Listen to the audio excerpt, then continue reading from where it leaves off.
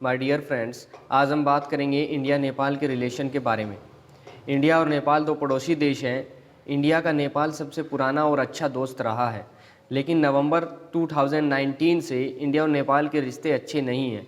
इसकी शुरुआत होती है जब नवंबर 2019 में इंडिया ने एक मैप जारी किया और उस मैप में 3 कंट्रोवर्शियल पॉइंट इंडियन गवर्नमेंट ने इंडियन बॉर्डर के अंदर दिखाए, जो कि ये नेपाल को अच्छा नहीं लगा। नेपाल ने उन 3 कंट्रोवर्शियल पॉइंट को बताया कि ये हमारे देश से बिलोंग करते हैं। वो थे लिम्पियाधुरा, लिपू लेक और काला पानी। लेकिन इसके बाद मई 2020 में इंडियन गवर्नमेंट ने इंडिया के और नेपाल के बॉर्डर पे एक सड़क बनाई जो कि कैलाश मानसरोवर यात्रा तक जाती है।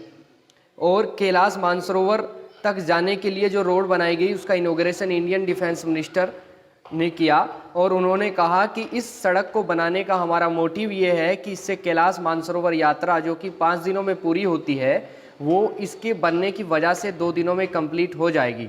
लेकिन नेपाल को ये अच्छा नहीं लगा। उसके बाद नेपाल ने भी उस कंट्रोवर्शियल पॉइंट को लेकर के एक मैप जारी किया और उस मैप में उसने तीनों पॉइंट को लिम्पियाधुरा, लिपू लेक और काला पानी को अपने देश नेपाल के अंदर दिखाया।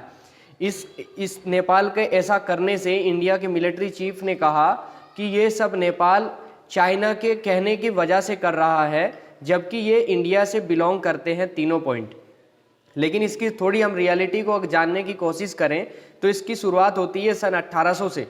जब सन 1800 में इंडिया में ब्रिटिश रूल हुआ करता था और नेपाल में गोरखा किंगडम होता था, वहाँ पे राजशाही कानून था। 1814 से 1816 के बीच में इंडिया और नेपाल के बीच में एक वॉर हुई जिसको कहते हैं इंडो नेपोलीज एंग्लो वॉर।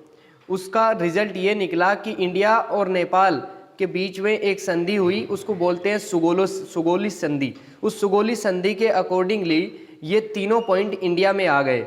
उसके बाद 1860 में जो ब्रिटिश रूल था उन्होंने कुछ पॉइंट जो नेपाल को दिए थे वो भी कब्जाने के लिए दोबारा से एक मैप जारी किया और उसमें उन पॉइंट को भी इंडिया में ही मिला लिया।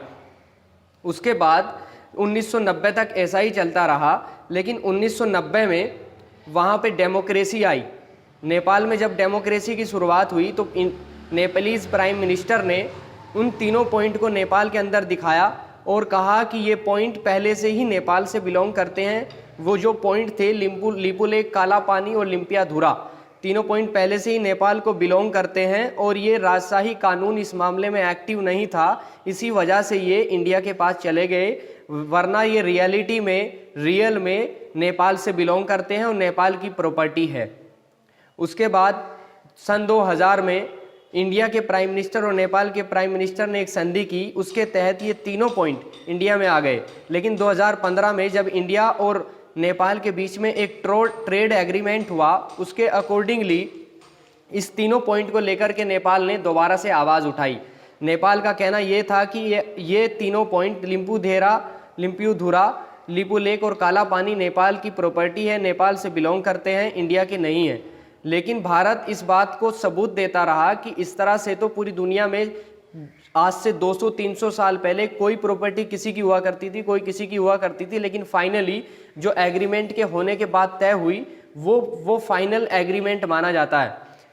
रियल में इस बात को अगर जानने की हम कोशिश करें तो हिस्टोरिकली जियोग्राफिकली रियल में वो इंडिया की प्रॉपर्टी मानी जाती है। लेकिन नेपाल उस बात को लेकर के लगातार विरोध प्रदर्शन करता है और इंटरनेशनल रूल्स एंड रेगुलेशंस का उल्लंघन बताता है। My dear friends, if you like this video, please like and subscribe. Thank you.